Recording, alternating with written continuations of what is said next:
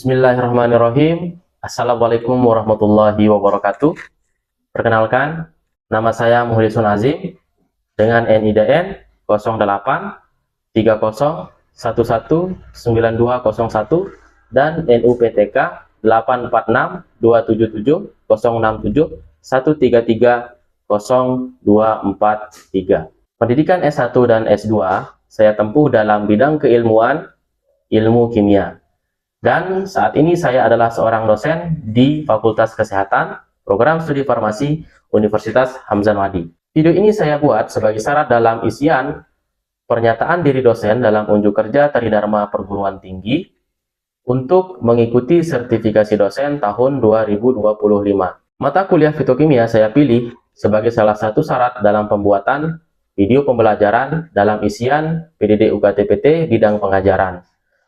Mata kuliah fitokimia diperuntukkan untuk mahasiswa semester 3 dengan bobot 2 SKS dengan 16 kali pertemuan tatap muka dengan 14 kali pertemuan teori dan 2 pertemuannya ujian tengah semester dan ujian akhir semester. Mata kuliah fitokimia ini diharapkan memberikan kemampuan akhir pada mahasiswa program studi farmasi untuk memahami ruang lingkup fitokimia, proses ekstraksi, proses fraksinasi, dan identifikasi golongan senyawa metabolit sekunder secara kualitatif seperti flavonoid, alkaloid, polifenol, steroid, dan lain sebagainya dari sampel bahan alam. Dalam video pembelajaran mata kuliah fitokimia ini, saya buat pada pertemuan ketiga yang membahas tentang pengertian fraksinasi atau ekstraksi cair-cair, prinsip fraksinasi ekstraksi cair-cair, dan metode fraksinasi cair-cair dalam proses pemisahan atau aplikasinya. Mari, mohon meluangkan waktunya untuk menyimak suasana pembelajaran di kelas yang saya lakukan bersama mahasiswa program studi farmasi Universitas Hamzan Wadi. Baik, bismillahirrahmanirrahim. Assalamualaikum warahmatullahi wabarakatuh. Waalaikumsalam warahmatullahi wabarakatuh. Seperti biasa ya, budaya kita di sini sebelum kita memulai perkuliahan, marilah kita sama-sama membaca basmalah dan sholawat nahdlatain. Berdoa, mulai. Bismillahirrahmanirrahim. Allahumma inna nas'aluka bika an tusalliya wa tusallima ala sayyidina Muhammadin wa ala sayyidil anbiya'i wal mursalin. Baik, adik-adik sekalian, jadi ini adalah pertemuan kita yang ketiga ya, terkait dengan mata kuliah fitokimia ya. Nah, sebelum saya lanjut ke materi pertemuan ketiga, ya ini mengenai ekstraksi pelarut. Nah, saya ingin adik-adik ya, kita review terlebih dahulu ya, pembelajaran terkait dengan metode ekstraksi di minggu kedua ya. Nah, pada dasarnya ada 2 jenis metode ekstraksi. Mungkin adik-adik ada yang masih ingat 2 jenis metode ekstraksi itu apa saja kira-kira? Ada yang mau mencoba? Ayo, angkat tangan, silakan. Mas Raga mungkin atau Mbak Yuni Alifia? Silakan. Metode ekstraksi. Ya. Yang pertama ada macerasi, ada perkolasi, ada sokretasi, dan destilasi. Oke, itu adalah macam-macam jenis ekstraksi. Nah, sekarang kalau metode atau jenis tipe ya, tipe ekstraksi kira-kira ada berapa? Ada 2. Apa saja itu? Oke, metode ekstraksi secara panas dan metode ekstraksi secara dingin. Nah, kira-kira dari 2 jenis metode ini, apa perbedaan di antara keduanya? Ada yang mau mencoba? Silakan. Kalau yang ekstraksi secara panas itu memanfaatkan proses pemanasan, tapi kalau yang ekstraksi secara dingin tidak memanfaatkan. Iya, betul sekali ya. Jadi kedua jenis metode ekstraksi ini bedanya adalah ada yang pakai pemanasan, ada yang tidak menggunakan pemanasan. Nah, mengapa demikian? Nah, tentunya ya, senyawa-senyawa metabolit sekunder ketika kita melakukan proses ekstraksi itu, adik-adik ya, tentunya ada senyawa-senyawa yang rentan terhadap pemanasan.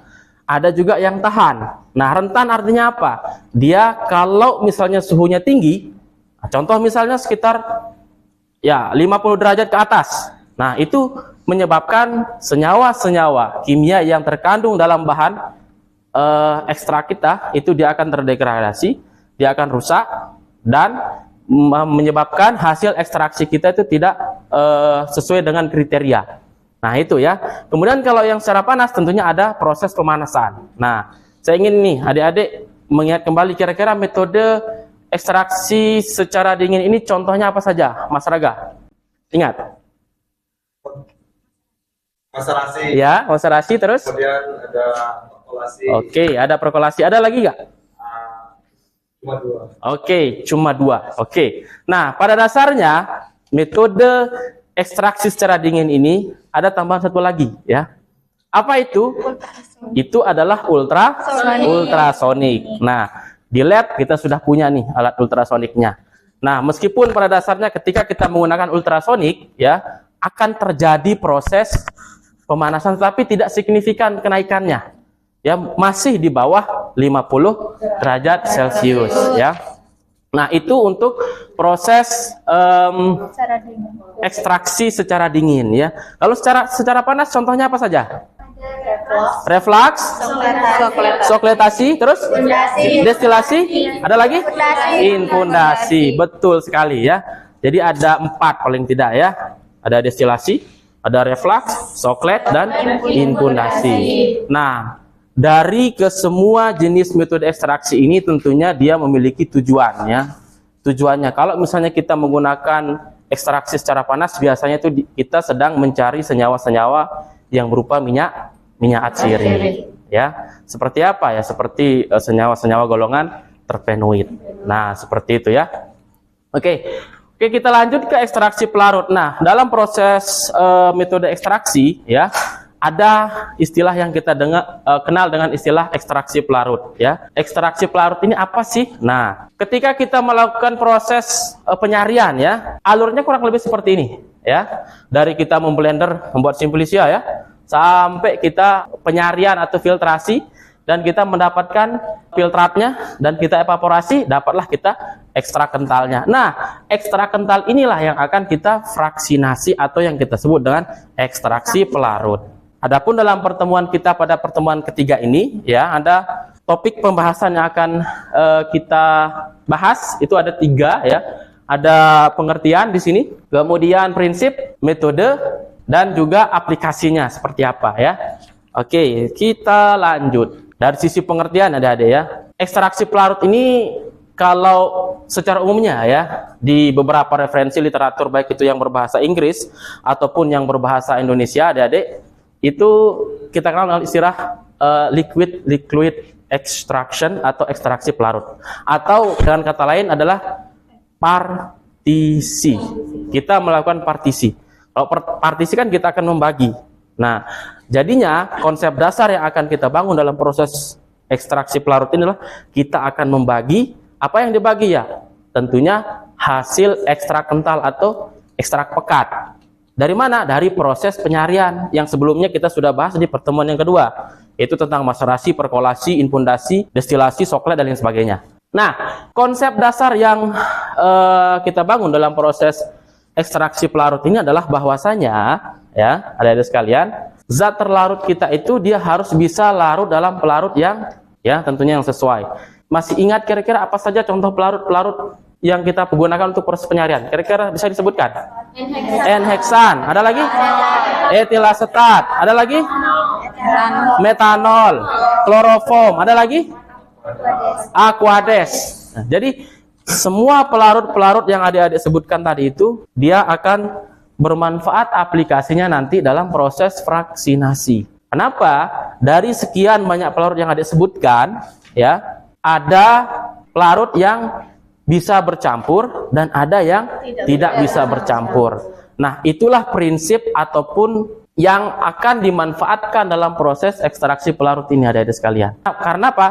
Kita tadi ingin membagi, ya kan? Mempartisi. Maka tentunya dalam proses ekstraksi pelarut ini dia harus ada 2 jenis pelarut. pelarut itu syaratnya dia tidak boleh bercampur. Contohnya kira-kira apa? Apa dengan apa misalnya? N-heksan dengan apa tadi? Oke, contohnya misalnya N-heksan dengan aquades. Ada lagi yang lain barangkali? Masih ingat? Aquades dengan etil asetat, ya, seperti itu. Nah, itu untuk pengertian daripada proses ekstraksi pelarut itu sendiri. Nah, dalam proses ekstraksi pelarut kita kenal istilah immiscible liquid, ya, atau larutan-larutan yang memang tidak saling bercampur. Nah, di sini yang immiscible liquid ini adik-adik adalah pelarut-pelarut, ya. Tentunya senyawa pelarut ini bisa pelarut organik, ya. Umumnya yang immiscible atau yang tidak saling bercampur adalah pelarut-pelarut organik seperti misalnya N-heksan, etil asetat, kloroform, ada juga diklorometan, ada juga toluena, ada juga dietil ether. Jadi banyak macam-macam pelarut organik yang immiscible dengan aquades atau yang kita gunakan dalam proses fraksinasi. Nah, mungkin ada adik bertanya nih, ada nggak kira-kira Pak, ya, pelarut yang tidak bercampur tapi kita tidak pakai aquades, Pak? Tentunya ada. Bagaimana cara melihatnya? Nah, di sini, ya, di slide berikutnya ini adik-adik sekalian adalah solvent miscibility, ya, atau tabel ketercampuran pelarut. Nah, di sini, ya, ada kotak gelap dan ada kotak terang. Bagaimana cara membaca ini adik-adik sekalian? Bahwa yang kotak gelap ini artinya dia tidak bercampur, ya. Artinya dari baris, ya, baris ke arah kanan, kemudian kolomnya yang arah ke bawah, ya, ketika dia bertemu di titik dan menghasilkan titik gelap atau kotak yang gelap, artinya pelarut tersebut tidak bercampur, ya. Artinya kita bisa menggunakannya dalam proses ekstraksi cair-cair, ya, atau ekstraksi pelarut. Umumnya ekstraksi cair-cair itu biasanya kita pakai apa? Kira-kira alatnya kalau di lab? Corong pisah. Mantap sekali, ya. Artinya adik-adik sudah memahami, ya, alat-alat gelas yang ada di laboratorium, ya, fungsinya, ya, sesuai dengan mungkin mata kuliah, ya, yang lain seperti misalnya kimia farmasi dasar atau mungkin kimia organik dan lain sebagainya, ya. Oke, itu untuk tabel ketercampuran pelarut, ya. Jadi membacanya atau menganalisa daripada tabel ini, ya, seperti ini, ya. Jadi artinya adik-adik harus benar-benar bisa mengklasifikasikan mana kira-kira pelarut yang bisa digunakan untuk melakukan proses fraksinasi dengan corong pisah, ya, seperti itu. Nah, bagaimana sih prinsipnya? Prinsip dasar dari proses ekstraksi ini adalah distribusi nurse, ya. Apa sih bunyinya? Jadi setiap zat terlarut itu ketika kita melakukan proses fraksinasi, ada sekalian, kita akan mendapatkan koefisien distribusi. Koefisien distribusi itu maksudnya apa? Ada yang barangkali masih ingat? Mungkin di mata kuliah farmasi fisik ada kan proses kelarutan, ya. Ada yang masih ingat barangkali? Silakan, Mbak Yuni. Bandingkan dari molaritas dalam fase organik dan molaritas dalam fase air. Oke. Bandingkan balik. Oke, artinya adalah sesuatu zat yang bisa larut dalam fase organiknya dan suatu zat yang bisa larut dalam fase airnya. Artinya dia terdistribusi di situ, ya, di bagian fase organik dan fase air. Nah, umumnya ketika kita mengatakan fase organik berarti itu adalah fase minyak, ya. Kalau misalnya kita nih campur minyak dengan air, kan pasti dia akan terpisah, ya. Yang fase minyaknya adalah fase organik, yang di bagian beningnya adalah fase air. Nah, itu, ya. Nah, jadi itulah fungsi daripada distribusi nurse ini, ya. Jadi distribusi nurse ini, hukum distribusi nurse ini dia mengatakan bahwa, ya, zat terlarut itu dia akan terdistribusi secara konstan, ya. Baik itu di fase organik ataupun di fase airnya. Untuk distribusi nurse ini dia akan dilambangkan dengan KD atau K, koefisien distribusi, ya. Sebelum saya lanjut, apakah ada yang ingin bertanya? Silakan. Ada yang ingin bertanya? terkait dengan ekstraksi barangkali konsep distribusi nurse itu seperti apa misalnya. Ya, silakan Mas Raga. Nama Emraga Suparidi. Dari sekian pemaparan yang Bapak sampaikan itu, ada tidak dari hukum distribusi nurse ini yang tidak yang perlu diperhatikan dalam melakukan ekstraksi gitu? Oke. Dalam penetapan hukum distribusi nurse ini ada nggak tidak yang perlu diperhatikan ya. Nah, tentunya kalau kita mengaitkan dengan distribusi nurse ya, maka kita harus mempertimbangkan pelarut mana yang akan kita gunakan ya. Jadi pertanyaan yang bagus ya. Nah, bagaimana cara kita mempertimbangkan pelarut yang akan kita gunakan? Maka kita akan kembali ke dalam tabel ketercampuran pelarut ini. Nah, di sini ada indeks polaritas adik-adik. Ya. Indeks polaritas ini dia akan mempengaruhi koefisien distribusi nurse itu tadi, ya. Kalau misalnya koefisien kalau misalnya polarity index daripada si pelarut itu terlalu kecil, nih, contoh misalnya di sini ada heksan 0 ya. Dan zat terlarut kita umumnya dia akan larut di bagian semipolar, maka distribusi nurse-nya itu akan berbanding nilainya akan kecil. Kenapa? Karena kan fase organik dibanding fase air, ya kan? Kalau misalnya polaritas indeksnya itu dia besar, dia kecil, ya, maka artinya apa? Kita akan memperoleh zat terlarut dalam fase organiknya itu dia sedikit. Seperti itu ya. Jadi inilah fungsi daripada kita melihat tabel distribusi ketercampuran pelarut ini, ya, seperti itu. Nah, nih kita pakai corong pisah nih. Proses contoh nih, simulasinya misalnya ketika kita di laboratorium adik-adik ya.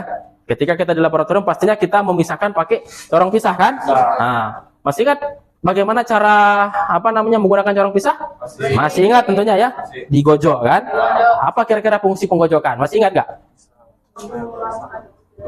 Diperbesar suaranya. Ayo, silakan. Gimana? Oke. Penggojokan itu untuk memisahkan dua fase yang berbeda supaya apa? Supaya zat terlarutnya terdistribusi sempurna. Seperti itu ya, adik-adik ya. Oke, kita lihat ilustrasinya di sini, ya. Di ilustrasi di sini adik-adik ya. Ada corong pisah. Corong pisah ini tentunya dia ada keran, ada tempat memasukkan larutan, ya. Dan ini adalah zat terlarut kita, tentunya dia masih mengandung pelarut ya. Zat terlarut di sini ada warna-warni ya, ada yang bentuknya bulat, warnanya merah, kemudian kotak warnanya biru, ada segitiga warnanya ungu, dan satu lagi positif bentuknya plus ya. Nah, ini dari kesekian banyak komponen zat terlarut dalam pelarut ini ya, kita akan pisahkan dengan corong pisah ya. Maka ini kita tuang dalam corong pisah. Kita tuang. Soalnya seperti ini ya, kita tuang. Oke. Nah, kita ingin memisahkan di antara komponen ini. Ya. Ketika kita pisahkan, ya. Ketika kita pisahkan, tentunya kita membutuhkan pelarut, ya kan? Pelarutnya harus nggak bercampur dengan yang warna coklat ini ya. Coklat ya warnanya. Oke, kita coba tes. Nah, ketika kita campur, tentunya masih belum ada nih proses pemisahan. Nah, disinilah fungsi penggojokan itu. Kita gojok ya, baik caranya bisa ke depan ya, kemudian stabil ya ke depan semuanya, ataupun bisa ke belakang ya, seperti itu. Nah, ketika kita melakukan penggojokan maka akan terjadi distribusi ya. Distribusi ini tetap. Apanya yang tetap? Kelarutannya dalam dua pelarut ini. Misalnya di sini kalau kita perhatikan ya, yang warna biru ini ya, distribusinya justru dia lebih banyak di bagian bawah dibandingkan di bagian atas.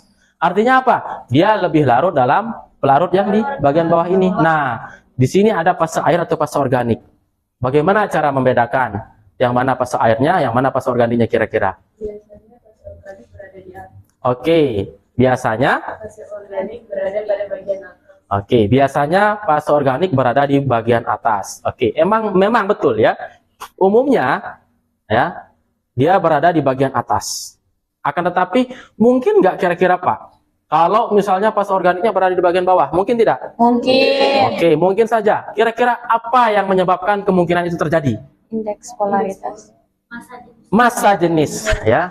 Jadi kalau massa jenisnya, ya, suatu pelarut itu lebih berat, maka dia berada di bagian bawah. Yang lebih kecil massa jenisnya atau lebih ringan, itu dia berada di bagian atas. Jadi simple ya, gampang dalam proses bagaimana kita menentukan pelarut. Kita lihat cek indeks polaritasnya, cek massa jenisnya. Ya, di dalam tabel ketercampuran pelarut juga sudah ada.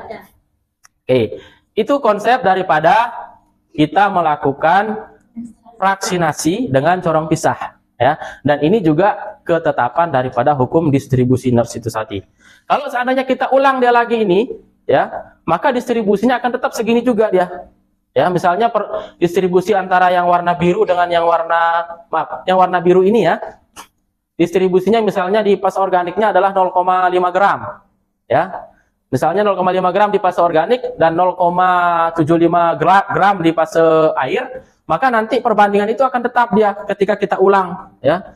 Kita fraksinasi yang kedua, fraksinasi yang ketiga, tetap perbandingannya akan tetap, ya. Seperti itu, itulah yang kita sebut dengan hukum distribusi Nernst itu tadi. Aplikasinya bagaimana? Nah, ini aplikasinya mungkin yang paling umum yang bisa kita perhatikan dalam kehidupan sehari-hari nih, ketika kita buat minyak nih, ya kan? Ya. Nah, ketika kita buat minyak, jadi di bagian atasnya dan bagian bawah itu pasti akan terpisah dia. Ya. Nah, untuk memudahkan kita membuat minyak ini biasanya harusnya nih ya, kita gunakan corong pisah kalau standarnya. Tetapi bisa juga dengan yang lain, mungkin pakai plastik es di sini. Ini cara sederhananya ini. Ya, kalau orang-orang tua kita zaman dahulu ya, untuk membuat minyak itu biasanya di bagian atasnya itu diambil, diserok gitu ya kan. Nah, diambil bagian atasnya dan bagian atasnya inilah yang mengandung minyak. Ya, kalau yang bagian atasnya ini langsung diambil, maka itu namanya virgin coconut oil. Tetapi kalau dipanaskan terlebih dahulu, nanti dia berubah jadi minyak kelapa. Nah, ini kalau misalnya di sini ya, ini yang saya katakan tadi, fase organik dan fase air kadang-kadang bisa tertukar ya adik-adik. Nih, bisa tertukar dia. Terkadang fase organiknya di bagian atas, ada juga yang fase organiknya di bagian bawah. Bagaimana cara membedakannya nanti kalau seandainya kita belum tahu nih komponen-komponennya? Cara mengecek atau membandingkan mana fase organik dan mana fase air, yang paling umum adalah kita ambil terlebih dahulu ya. Di bagian bawahnya nanti kita campurkan dia dengan air. Ya, kalau seandainya dia nyampur dengan air, maka itu adalah fase air. Kalau dia terpisah dengan fase air, maka itu adalah fase organik. Nah, perihal dia berada di bawah atau berada di atas, ini kaitannya dengan massa jenis. Ya, seperti itu adik-adik. Baik, itu terkait dengan proses ekstraksi pelarut dengan aplikasinya. Nah, aplikasinya ini biasanya kita bisa dalam proses pemisahan minyak ya, minyak sayur misalnya ya, atau minyak ikan, atau kalau kita di laboratorium nih ingin eksplorasi ya, maka kita bisa memanfaatkan ekstraksi ini atau ekstraksi pelarut ini untuk ekstraksi metabolit sekunder untuk mencari senyawa-senyawa metabolit itu golongan flavonoid, alkaloid, terpenoid, ya, steroid, triterpen, poliketida, polifenol dan lain sebagainya. Jadi itu fungsi daripada ekstraksi pelarut. Nah, sekarang pertanyaan saya nih, bagaimana kriteria pelarut yang digunakan kira-kira supaya memudahkan? Ada yang ingin menjawab kriteria pelarut? Silakan Mas Raga. Tidak tercampur dengan pelarut yang lain. Oke, tidak tercampur dengan pelarut yang lain. Ada lagi? Itu satu. Ada lagi kira-kira? Lebih besar suaranya? Memiliki densitas yang berbeda. Oke, memiliki densitas yang berbeda. Ada lagi? Berdasarkan prinsip polaritas. Oke, berdasarkan prinsip polaritas. Ada lagi? Mantap, pas. Tidak ada reaksi yang terjadi juga dalam proses kita fraksinasi, ya. Jadi itu ya. Tidak boleh dia terjadi reaksi, tidak boleh dia tercampur, ya. Satu lagi mungkin perlu dipertimbangkan adalah terkait dengan toksisitas dan cost efektif, ya.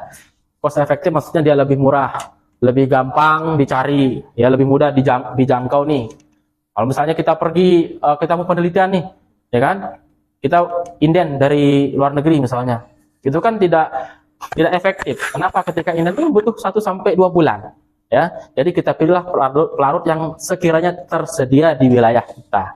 Nah, itu yang saya katakan cost effectiveness dan juga apa? Safety-nya atau toksisitasnya. Kenapa? Kalau misalnya kita pakai yang toksik, bisa-bisa kita ketika di lab bisa pingsan. Nah, itu ya. Nah, jadi seperti itu. Oke. Jadi itu apa namanya terkait dengan materi ekstraksi pelarut. Sebelum saya akhiri, ada yang ingin bertanya? Barangkali tidak ada? Oke. Kalau tidak ada, kita ke kesimpulan ya. Kesimpulan. Nah, ekstraksi pelarut atau fraksinasi membutuhkan pemahaman yang mendalam tentang berbagai macam pelarut dikarenakan apa? Poin yang pertama ini penting nih. Ini yang tadi. Ciri-ciri atau cara pilih pelarut ya. Pelarut yang digunakan harus terdistribusi ke dalam 2 fase. Kenapa? Yang namanya kita fraksinasi kan kita mau membagi, ya kan? Kalau misalnya dia bercampur, gimana cara kita untuk memisahkan? Itu syarat yang pertama. Yang kedua, posisi distribusi fase air dan fase organik itu dipengaruhi oleh massa jenis. Ya, jangan sampai tertukar tuh, ya. Karena saya pernah ada pengalaman tuh. Ada pernah pengalaman dulu ketika saya masih kuliah ya. Jadi dia terbalik yang diambil. Harusnya dia ngambil di bagian bawah ya. Karena apa? Karena itu fase organiknya, malah dia ngambil di bagian atas karena terbiasa di bagian atas itu adalah fase organik. Nah, itu ya. Kemudian yang ketiga, pelarut akan berpengaruh terhadap distribusi. Jadi pemilihan pelarut itu penting. Bagaimana poin yang kita lakukan untuk pemilihan pelarut? Cek dulu indeks polaritasnya.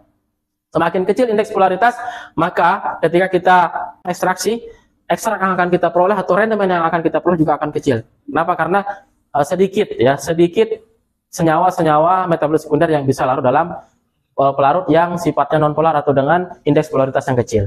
Ya. Kemudian pelarut akan menentukan jumlah fraksi zat larut yang diperoleh. Ya. Jadi jumlah fraksi maksudnya rendemennya ya, persentasenya. Ya. Kemudian terakhir ini, pelarut akan mempengaruhi keberhasilan pemisahan dari ekstrak kental kita.